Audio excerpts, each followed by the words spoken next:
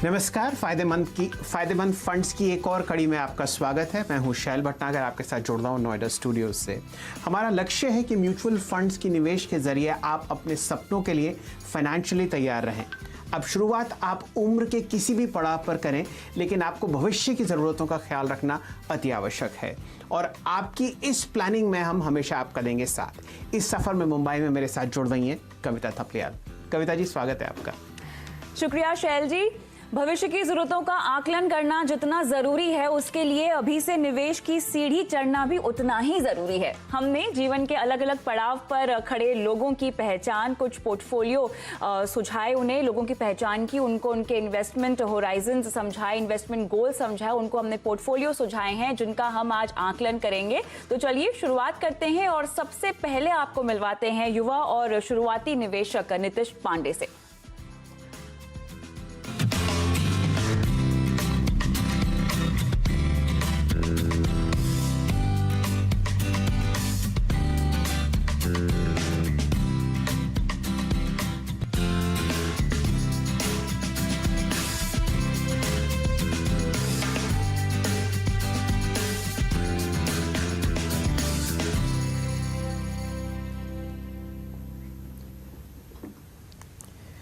तो नीतीश जी से आप मिले, आपकी उम्र 25 साल है और हर महीने वो 10,000 रुपये का SIP करने की क्षमता रखते हैं। 4 फंड्स में उन्होंने बहुत बेहतरीन निवेश किया है और आपके सामने हैं उन फंड्स का return.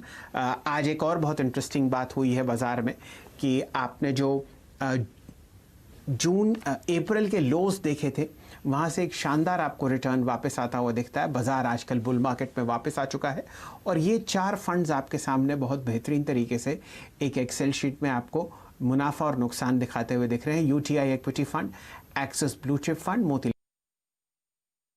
Axis long term equity fund में फिलहाल पांडे साहब ने निवेश कर रखा है और जो उनकी करंट वैल्यू है आपके सामने आती हुई दिख रही है। फिलहाल ये हमारे सामने स्क्रीन है और साथ ही साथ अगला फंड जो है जहां पर हमने कमल और स्नेहा धर के लिए पोर्टफोलियो बनाया था, उसको आपको कविता जी बताएंगी।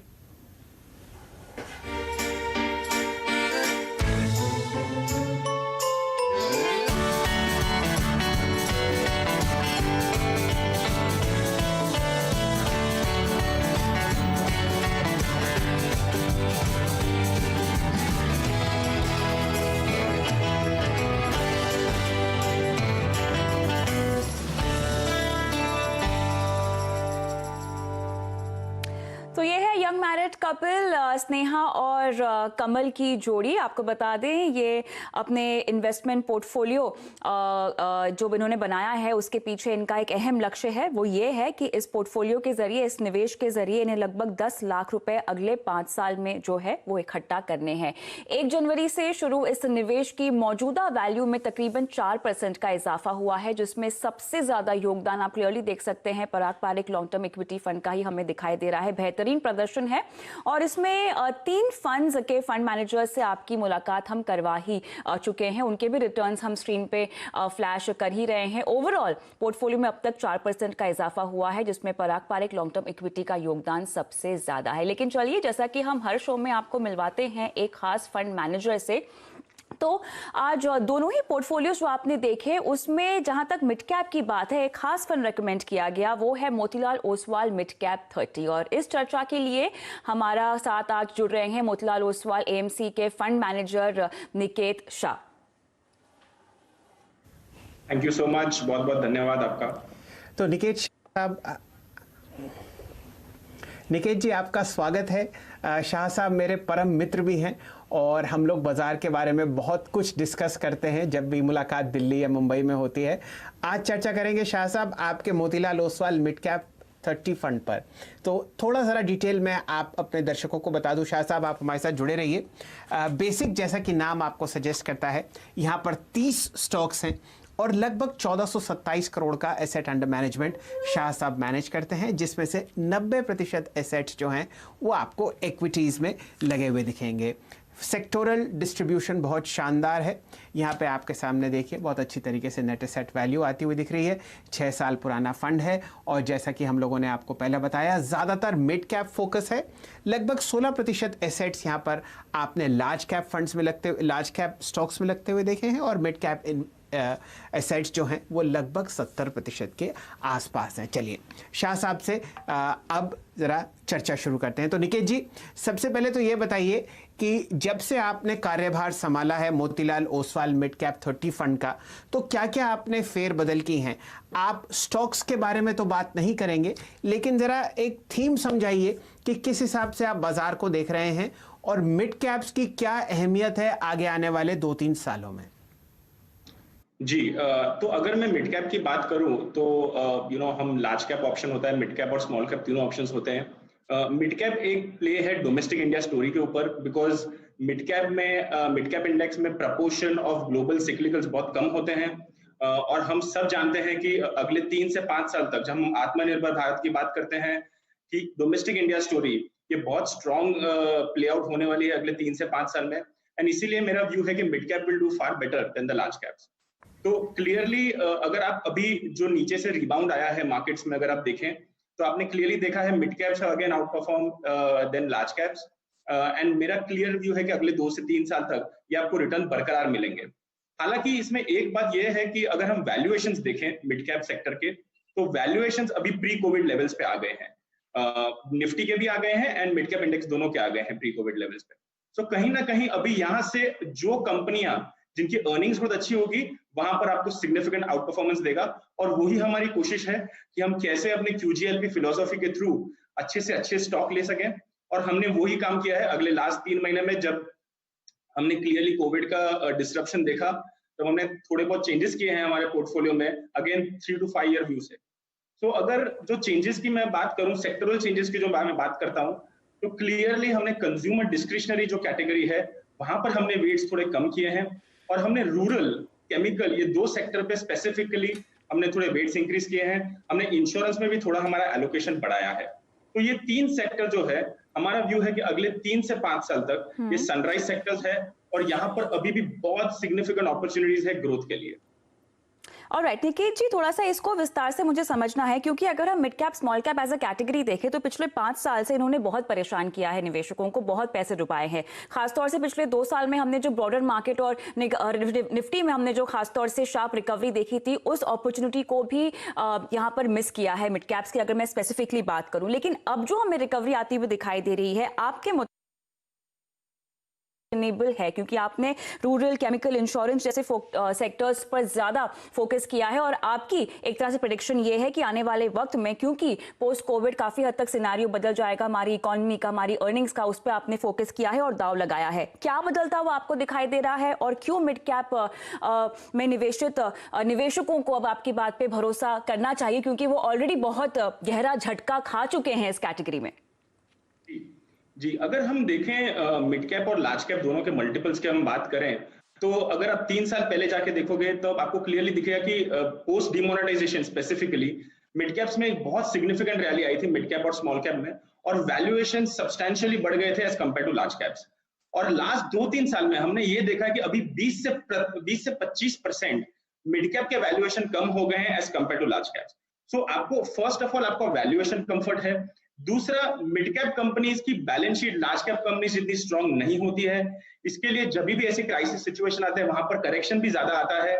और हमें लगता है कि गिवन द फैक्ट कि अभी ये क्राइसिस हमारे बेस अर्निंग्स में ऑलरेडी आ चुका है, अगले साल से ये लोअर बेस पे हम फास्टर ग्रोथ देख पाएंगे मिड कैप कंपनीज में as compare to some of the other large cap companies.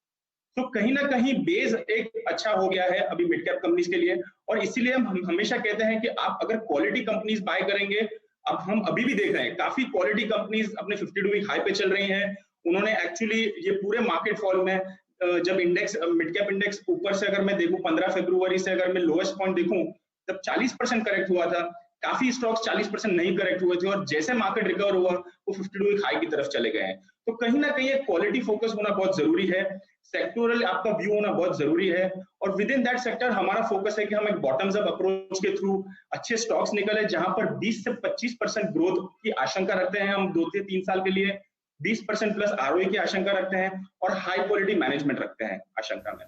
तो ये 3 चीज अगर हो जाए तो हम कोई भी मार्केट हो, हम बॉटम्स अप प्लेयर हैं, irrespective of the market position, we will go and buy that stock. जी, तो शाह साहब ऐसा करते हैं, हमने आपका पोर्टफोलियो बहुत शानदार तरीके से खंगाला और ये हमें पता चला कि आपने 5 स्टॉक्स में पोजीशंस बढ़ाई हैं। वो स्क्रीन आपके सामने आएगी। ये हमारे दर्शकों के लिए टॉप पिक्स भी हो सकते हैं अगर उनको इंडिविजुअल स्टॉक्स में पोजीशन लेनी है। जिन स्टॉक्स में Motilal Oswal mid cap 30 fund ने अपनी पोजीशंस बढ़ाई हैं वो है कोरोमंडल फर्टिलाइजर्स, एंड्योरेंस टेक्नोलॉजीज, L&T इन्फोटेक, मैक्स फाइनेंशियल्स, मेट्रोपोलिस और साथ ही साथ इप्का लैब्स। तो ये 4 या 5 स्टॉक्स ऐसे हैं जहां पर आपने या तो इनका एडिशन आते हुए देखा है पोर्टफोलियो में, या यहां पर आपने फंड मैनेजर को अपनी जो ओरिजिनल इन्वेस्टमेंट है उसमें इजाफा आते हुए देखा है। अब कौन कौन से ऐसे स्टॉक्स हैं जहां पर वेटेज कम हुई है या स्टॉक्स पोर्टफोलियो में अब नहीं रहे? इनमें आपको नाम देखेंगे Bata India, astral poly, 3M India, Asian paints और सिटी यूनियन बैंक। ये आपके सामने 4 या 5 नाम आते हुए दिख रहे हैं। शाह साहब, प्रश्न आपसे ये है, ये बताइए, आपका बड़ा लंबा तजुर्बा है बाजार में, mid caps as a percentage of total portfolio कितना होना चाहिए? एक तो हम किकर ले रहे हैं अपने पोर्टफोलियो में क्योंकि फिलहाल जो रैली आपको आती हुई दिख रही है वो मिड कैप्स में दिख रही है, तो एज अ परसेंटेज आप हमारे दर्शकों को क्या सजेस्ट करेंगे, उनके पोर्टफोलियो में कितना परसेंटेज मिड कैप का होना चाहिए? अगर मैं पोर्टफोलियो एलोकेशन की बात करूं तो क्लियरली गिवन द फैक्ट कि हमने इतनी सिग्निफिकेंट करेक्शन देख ली है इक्विटी मार्केट्स में, हम अभी भी देखें तो हम 17% अभी भी टॉप से मिड कैप इंडेक्स नीचे है। तो क्लियरली मेरे हिसाब से 70% आपकी वैल्यू आपकी मिड कैप में होनी चाहिए और बाकी आपकी लार्ज कैप या मल्टी कैप में हो सकती है। तो कहीं ना कहीं मुझे लगता है ये टाइम है ग्रीडी होने का, ये टाइम है कि हम अभी इन्वेस्ट करें, बिकॉज हमने हर साइकिल में देखा है कि normally peak of the cycle पे इन्वेस्टर्स आके इन्वेस्ट करते हैं और फिर वो पूरी एक डाउन साइकिल के तक रुक जाते हैं और जैसे उनकी एनएवी वापस आती है वो रिडीम कर लेते हैं। तो कहीं ना कहीं मेरी एक रिक्वेस्ट हर बार सबसे यही रहती है कि जितनी आपकी रिस्क एपेटाइट हो वो हिसाब से आप ये फॉल का सबसे ज्यादा उपयोग करें, क्योंकि अगले 3 से 5 साल तक मेरे हिसाब से इंडिया के सबसे गोल्डन पीरियड हो सकता है। बिल्कुल, आपने सही कहा, यहाँ पर थोड़ी सी रिस्क एपेटाइट आपकी होनी चाहिए। वक्त हो गया है थोड़ा सा ग्रीडी होने का, रिटर्न कमाने का, और क्योंकि एक कहावत भी है, खासतौर से अगर मिड कैप फंड्स में आप निवेश करना चाहते हैं तो स्ट्रैटेजी यही है कि अगर शॉर्ट टर्म रिटर्न देखना है तो वो क्लियरली मार्केट सेंटिमेंट और मार्केट फ्लोज पर आपको मिलेगा, लेकिन अगर आप लंबी अवधि के निवेशक हैं तो कंपनी के फंडामेंटल्स और खासतौर से जैसा कि हम सब जानते हैं डिसिप्लिन निवेशक अगर मेंटेन करें तो वो फायदे में रह सकते हैं। लेकिन मिड कैप ऐसी कैटेगरी है जहां पर निवेशक जल्दी मुनाफा कमाने की सोच ज्यादा रखते हैं निकेत जी। तो इसी पर अगर आगे बढ़ते हुए मुझे ये समझना है कि पोर्टफोलियो टर्नओवर रेशियो आपका कैसा है और आपका एवरेज होल्डिंग पीरियड किसी कंपनी में वो कितना रहता है? अगर मैं एवरेज होल्डिंग की बात करूं तो अगर हम प्री कोविड पहले की बात करें तो नॉर्मली हम 3 से 5 साल की एवरेज होल्डिंग पीरियड में बिलीव करते हैं, but clearly because of Covid काफी चीजें चेंज हो गई है, इसीलिए हमने भी एक्शन लिया है वहां पर जहां पर हमें लगती है कि 2 से 3 साल तक ग्रोथ कोई कंपनी की इंपैक्ट हो जाएगी, तो हमने इधर ग्रोथ पैरामीटर्स पे या वैल्यूएशन पैरामीटर्स पे एक्शन लिया है। तो कहीं ना कहीं हम कोई भी स्टॉक लेते हैं, जब जो आपने 5 स्टॉक शेयर जी ने बताए, वो 5 स्टॉक में हमारा व्यू यही है कि हम 3 से 5 साल के लिए लेंगे। हम जनरली इतना ज्यादा चर्न करने में बिलीव नहीं करते हैं। So clearly over the medium to longer term हमारा फोकस वही रहेगा कि हम कैसे ऐसे स्टॉक ऐड कर सके हमारे पोर्टफोलियो में जो 3 से 5 साल के व्यू से हम ले सकते हैं। तो कहीं ना कहीं बहुत नई अपॉर्चुनिटीज इवॉल्व होकर आ रही है कोविड के वजह से, जो पहले शायद नहीं हो रही थी। बहुत गवर्नमेंट के जो मेजर्स आए हैं रूरल सेक्टर के ऊपर, एग्री के ऊपर, काफी हद तक मुझे लगता है 3 से 5 साल में ये बहुत सारी अपॉर्चुनिटीज लेके आएंगे बहुत सारे कंपनियों के लिए। तो क्लियरली अगर मैं कहूं तो हमारा बॉटम्स अप अप्रोच है और हम 3 से 5 साल के लिए ये सब स्टॉक्स होल्ड करने की इच्छा रखते हैं। निकेत जी, एक प्रश्न का और जवाब दीजिए। आपने रूरल सेक्टर का फोकस बताया और अगर आप अपना टॉप पिक देखें तो उसी पर केंद्रित है कोरोमंडल। मुझे ये बताइए कि लगभग 1,01,00,000 सरकार रूरल सेक्टर में डाल रही है पोस्ट कोविड, चाहे वो मनरेगा की तरफ से हो, चाहे वो फूड सब्सिडी हो, चाहे कैश इन हैंड हो। कौन कौन से ऐसे 4 या 5 सेक्टर्स हैं जहां पर आप तेजी आते हुए दिखते हैं इस 1,00,000 करोड़ रुपए की वजह से?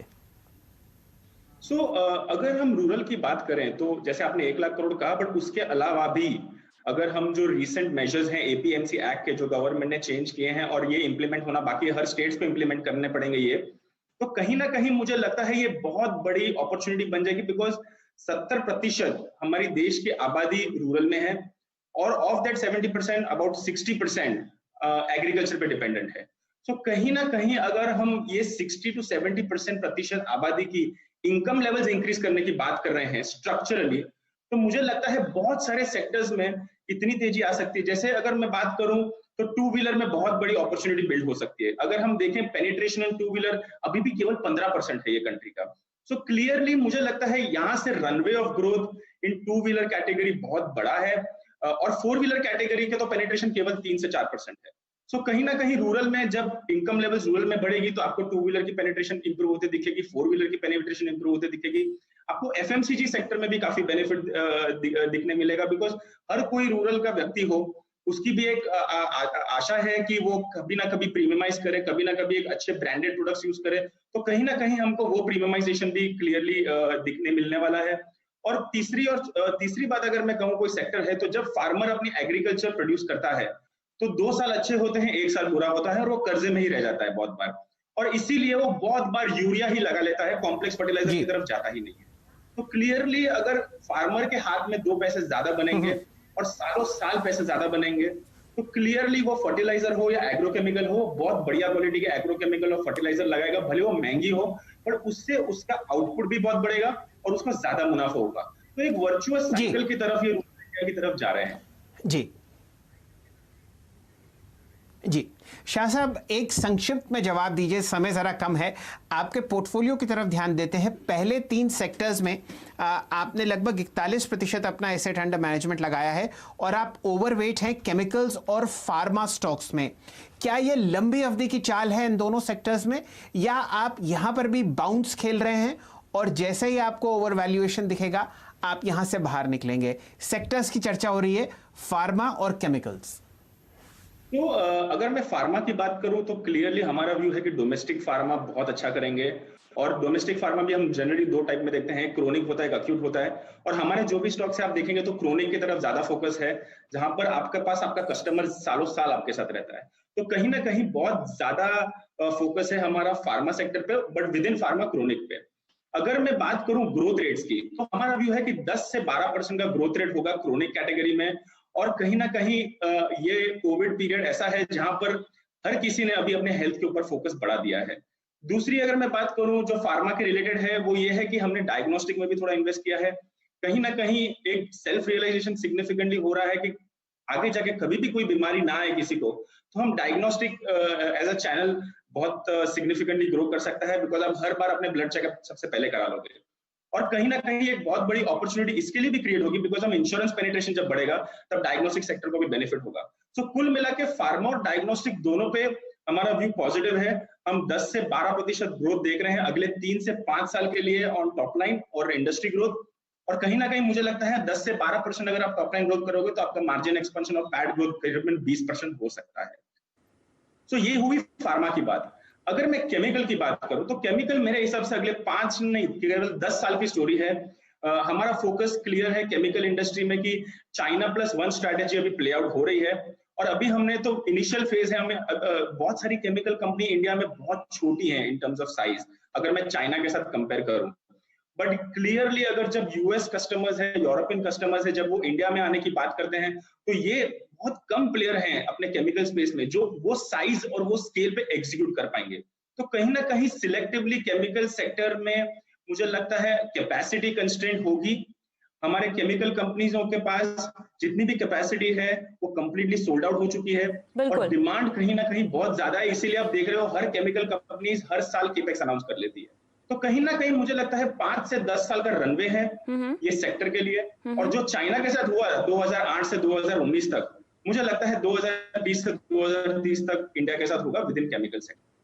ऑलराइट, तो कुल मिला के सार यही निकलता है कि मिड कैप्स ने जो कि बुरा दौर देख चुके हैं और अब वहां से उभर रहे हैं, ये न सिर्फ उभरेंगे बल्कि मजबूत चाल भी इनकी अब बरकरार रहेगी या शुरू हो जाएगी, क्योंकि कोविड के बाद की स्थिति मिड कैप्स के लिए काफी फेवरेबल है। खासतौर से अगर हम Motilal Oswal mid cap 30 fund की बात करें तो निकेत शाह के मुताबिक रूरल, केमिकल, इंश्योरेंस और आत्मनिर्भर भारत एक मजबूत थीम रह सकता है, जिस पर न सिर्फ ये भरोसा करते हैं बल्कि मिड कैप भी भरोसा करेंगे, उसी के दम पर भागेंगे। बहुत बहुत शुक्रिया समय निकालकर हमसे बात करने के लिए निकेत शाह जी।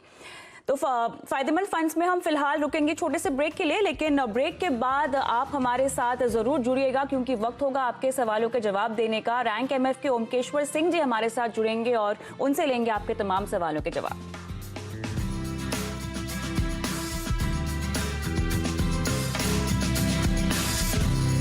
Welcome back. फायदेमंद फंड्स का आखिरी पड़ाव और अब समय आ गया है आपके सवालों के जवाब देने का। हमारे साथ शो में अब जुड़ रहे हैं रैंक एमएफ के ओमकेश्वर सिंह जी। स्वागत है आपका ओमकेश्वर जी। बिल्कुल बर्बाद नहीं करते हैं समय और सवाल लेते हैं संजय कुमार का बिलासपुर से। इनकी उम्र 46 साल की है, 2018 से एसआईपी कर रहे हैं, हर महीना 12,500 की एसआईपी कर रहे हैं। बेटी की पढ़ाई, शादी इनका लक्ष्य है। मैं बता दूं आपको funds SBI blue chip, SBI multi cap, Reliance small cap, L&T business emerging fund इनके पोर्टफोलियो में है। 10 से 15 साल का इनका व्यू है। ओमकेश्वर जी जी, तो एसबीआई ब्लू चिप है, उसके जगह पर वो यूटीआई मास्टर शेयर में लगा सकते हैं। एसबीआई मल्टी कैप एक 4 स्टार फंड है, ठीक है, लेकिन उससे बेटर अपॉर्चुनिटी यूटीआई इक्विटी में उनको मिल सकता है।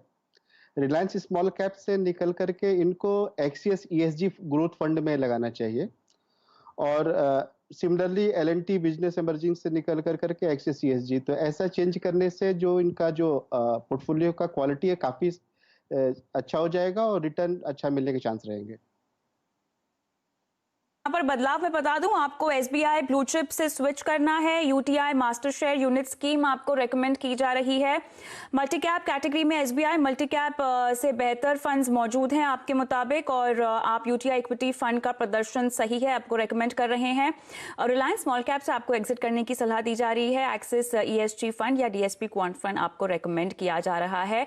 अपने इन फंड्स का प्रदर्शन आप हर 6 महीने में रिव्यू करते रहें और अपने निवेश को बढ़ाने की कोशिश करें शैल जी, तब जाके ही डिसिप्लिन मेंटेन करने से, निवेश की राशि बढ़ाने से ये अपने तमाम लक्ष्यों को पूरा कर पाएंगे। शैल जी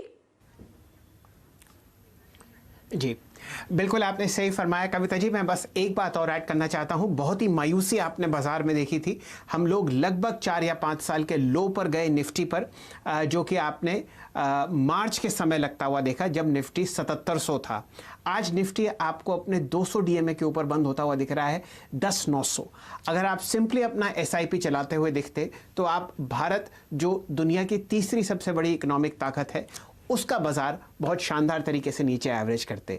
अगर आपने अब भी निवेश शुरू नहीं किया तो आज से बेहतर दिन कोई नहीं है। कविता जी चलिए, तो इसी गुरु मंत्र के साथ हम फिलहाल फायदेमंद फंड की इस पेशकश को यहीं समाप्त करते हैं। आपको याद रहना चाहिए कि इस शो के जरिए न सिर्फ हम आपको निवेश से जुड़ी बारीकियां समझाते हैं बल्कि आपके निवेश पोर्टफोलियो को बनाने में आपकी सहायता भी करते हैं। बहुत बहुत शुक्रिया शैल जी, ओमकेश्वर जी हमारे साथ जुड़ने का। फायदेमंद फंड्स में मुझे भी इजाजत दीजिए, लेकिन हाँ, हमारे सोशल मीडिया लाइव सेशंस को मिस ना करें। सोमवार को, बुधवार को 4:30 बजे आपसे मिलते हैं हम हमारे ट्विटर और फेसबुक अकाउंट पर और आपके सवालों के जवाब देते हैं। नमस्कार।